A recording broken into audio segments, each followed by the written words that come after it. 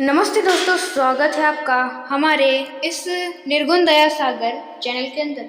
तो दोस्तों, आज के इस वीडियो के अंदर हम जानने वाले हैं भगवान श्री कृष्ण ने क्यों दिया अपने ही पुत्र को कोढ़ी होने का श्राप। तो चलिए दोस्तों, जानते हैं आज की इस वीडियो में हम इसके पीछे का क्या राज है और स्वयं श्री कृष्ण भगवान श्री कृष्ण जी ने अपने ही पुत्र को कोढ़ी होने का श्राप क्यों दिया था। तो चलिए शुरू करते हैं आज के इस वीडियो को और जानते हैं इस राज को। उससे पहले आप हमारे इस निर्गुण दया सागर चैनल को लाइक, शेयर और सब्सक्राइब अवश्य कर दीजिएगा। और चलिए शुरू करते हैं आज की इस कथा को और जानते हैं इस राज को। आज हम आपको भगवान श्री कृष्ण और उनके पुत्र सांबा से संबंधित एक पौराणिक प्रसंग सुनाएंगे। इस कथा का संबंध पाकिस्तान के मुल्तान शहर में स्थित सूर्य मंदिर से भी जुड़ता है। भविष्य पुराण, संकट पुराण और वराह पुराण में इस बात का उल्लेख है कि श्री कृष्ण ने स्वयं अपने पुत्र सांबा को कोढ़ी होने का श्राप दिया था। इस श्राप से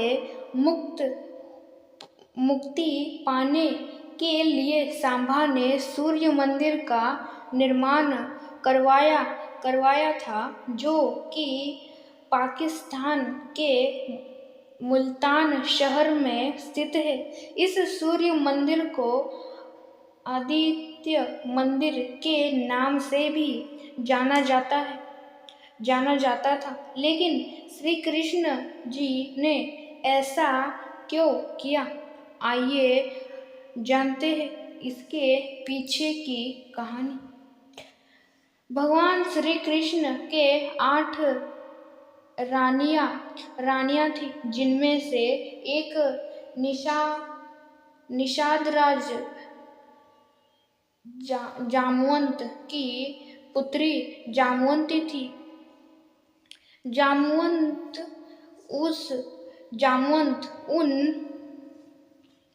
उन गिने चुने पौराणिक पात्रों में से एक है जो रामायण और महाभारत दोनों काल में उपस्थित थे। ग्रंथों के अनुसार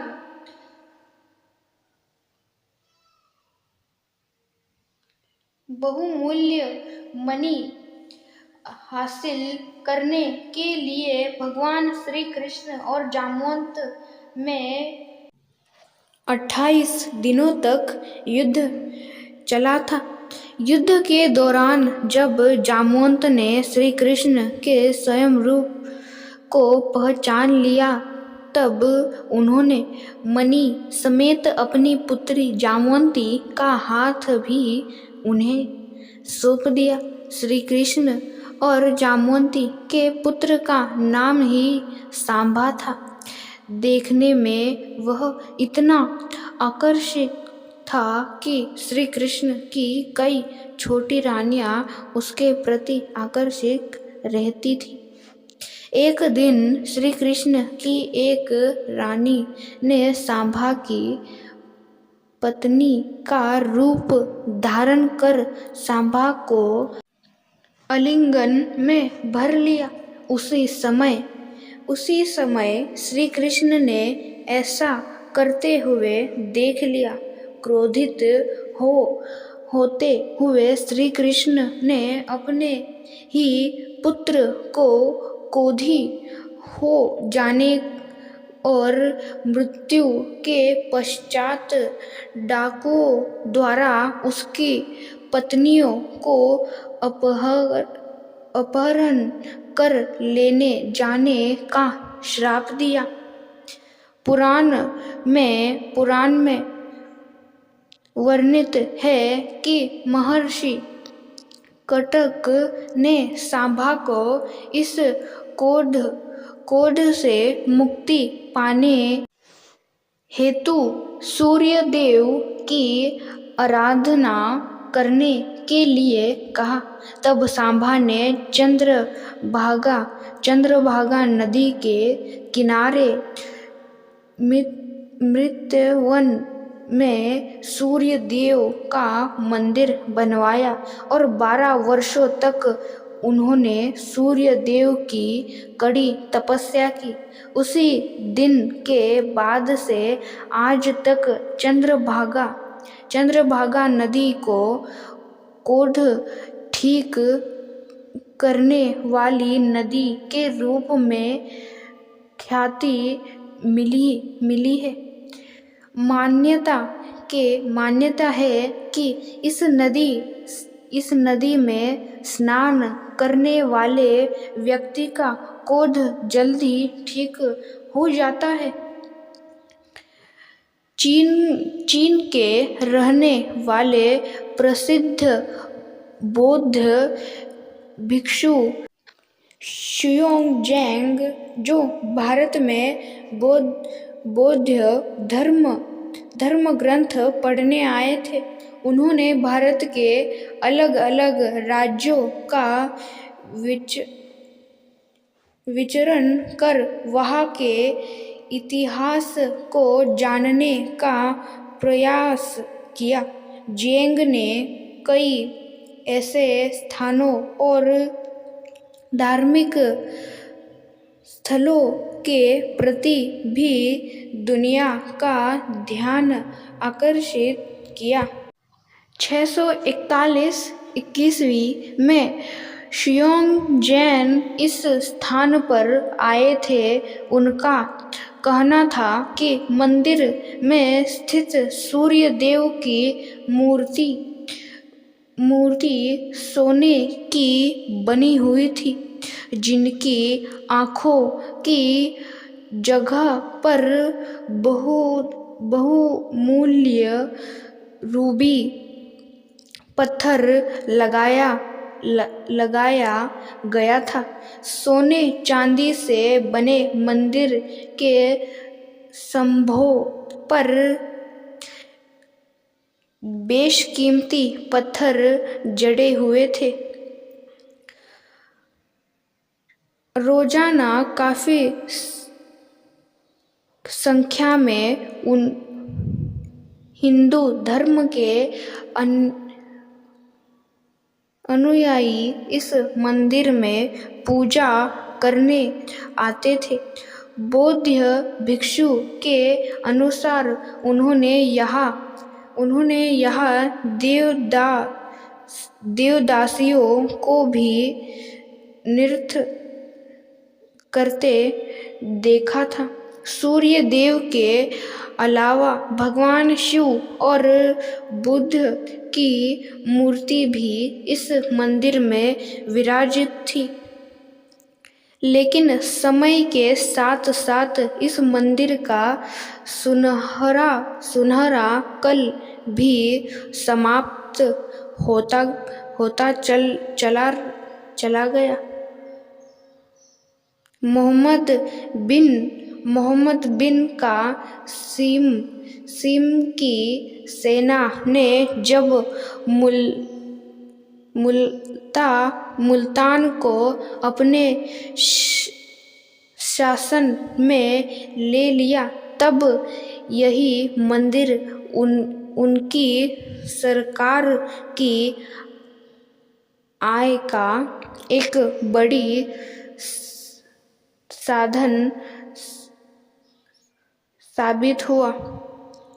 कासिम के इस मंदिर में लगे बेशकीमती पत्थर, सोने चांदी सब कुछ वे लूट कर ले गए। मोहम्मद बिन कासिम ने इस मंदिर के साथ एक मस्जिद का निर्माण करवाया, जो आज के दौर में मुल्तान का सबसे भीड़ भाड़ वाला इलाका है। इसके बाद कोई हिंदू राजा मुल्तान पर आक्रमण ना कर पाया। इसके सूर्य मंदिर को एक हथियार के तौर पर इस्तेमाल किया गया।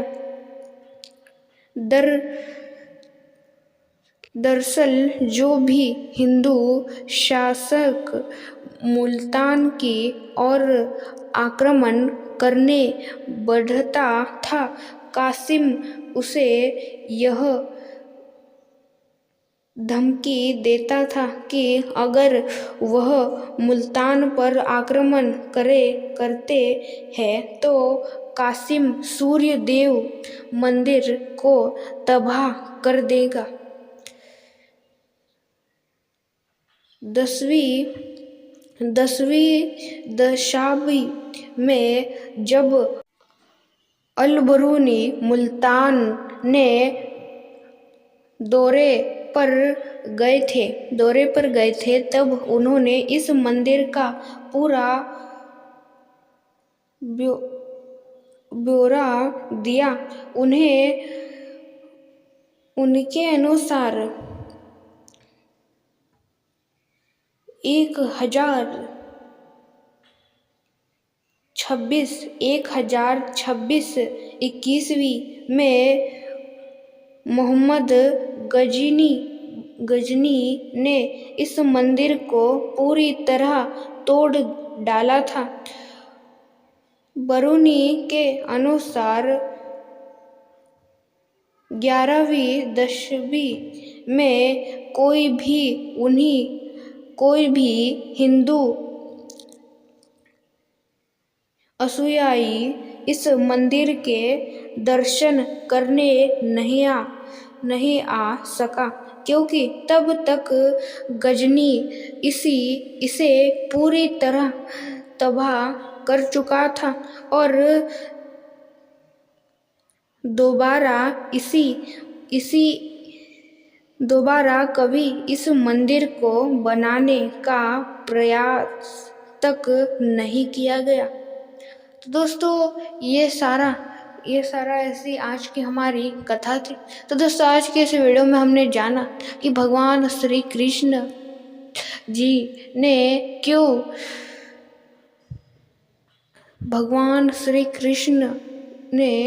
क्यों दिया अपने ही पुत्र को कोढ़ी होने का श्राप। तो दोस्तों ये सारा कारण था कि कोढ़ी होने का क्यों श्राप दिया था और ये सारी चीज़ें थी। और दोस्तों हमने जाना कि सूर्य मंदिर कैसा है और सूर्य मंदिर क्यों बनवाया था, कैसा था, क्या था और उसमें क्या क्या बनवाए गए थे और उसके अंदर कितने मूल्यवान रत्न और पत्थर जड़े हुए थे। तो सारी चीज़ें जाने आज के इस वीडियो में जानेंगे। कल भी ऐसे ही और पौराणिक कथाएं और दोस्तों भगवान श्री कृष्ण, राम और भगवान महादेव, शिव और दोस्तों हर एक भगवान के बारे में हम इस चैनल के ऊपर वीडियोस डालते रहते और उनके राज खोलते रहते। तो दोस्तों सारी चीज़ें हमने जान ली। तो दोस्तों मिलते हैं दूसरे वीडियो में और भी पौराणिक कथाओं के साथ। आज के इस वीडियो में इतना ही। मिलते हैं दूसरी वीडियो में। लाइक, शेयर और सब्सक्राइब अवश्य कर दीजिएगा ऐसे ही और वीडियोस देखने और सुनने के लिए। अंत तक देखने के लिए धन्यवाद और जय श्री कृष्ण दोस्तों।